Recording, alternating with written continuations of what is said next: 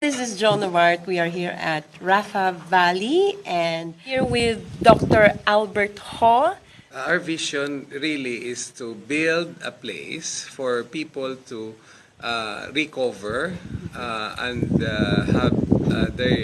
fulfill their destiny to wellness. Our tagline is your destiny to wellness. It should be an enjoyable journey. Don't be afraid of cancer because they can recover.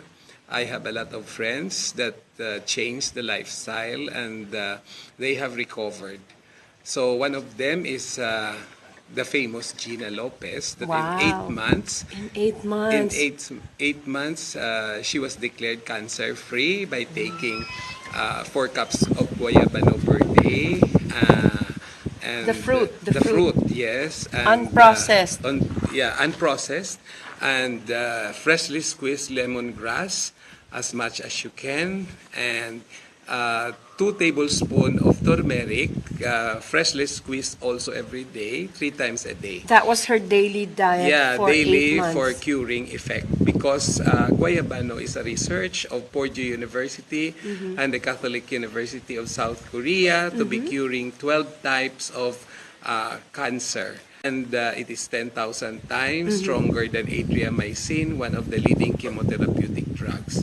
Wow. Lemongrass is a research of Ben Gurion University of Israel to also kill cancer cells. The citral present when you process it fresh will kill the cancer cells. The medical term is apoptosis, or the cancer cells commit suicide upon interacting with good the news. citral. Really? And turmeric is a research of Mayo Clinic to be for anxiety, depression, and cancer. But UCLA, University of California, Los Angeles researched that it is for Alzheimer's, arthritis. Dr. Ho, do you have a recipe book for this? I'm sure a lot of people would be interested. Like, anybody would want to know, like, how much turmeric? Actually, it's on the process right now. Wow. I'm sure it would be a bestseller. On the process right now, and what I'm warning people really for cancer is no frying and no sauteing in oil as we practice in our kitchen. Not even coconut oil? Yes, Oh, because really? they cannot even explain why cooking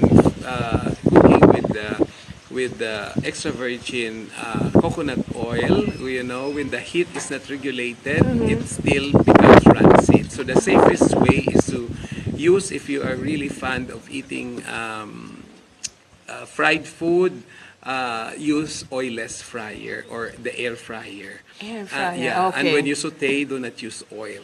It So should be no frying, no frying at all, even if how healthy they Yes. claim the oil is. Yes. Oh my gosh. Because only grapeseed oil can stand high temperatures. Grapeseed, and we don't have it here. Yeah, we don't have, and it's very expensive.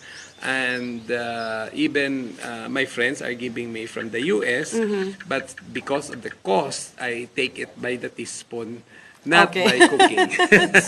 Yes, they come in capsules. They come in also in bottles. yes, But it's with the Very average expensive. of expensive 1,200, the real one, because But how about coconut oil? You just take it raw. coconut oil is good, as they researched in the US. It's good for Alzheimer's and Parkinson's. So thank you very much, Dr. Ho. Thank you. And may Okay. God bless you more because you are being used as His instrument for wellness and Yes. to change the lifestyle of a lot of people. So let's eat healthy Yes. starting now. Yes.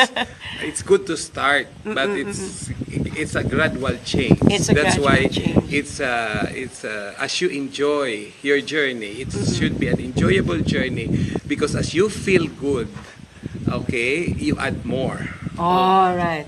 So it's a gradual change. And indeed, this experience, I spent an overnight here and To wow. visit us at RAPHA Valley, and we assure you that we will make your stay an enjoyable one. All right. Thank you, Doc. And I did enjoy my stay.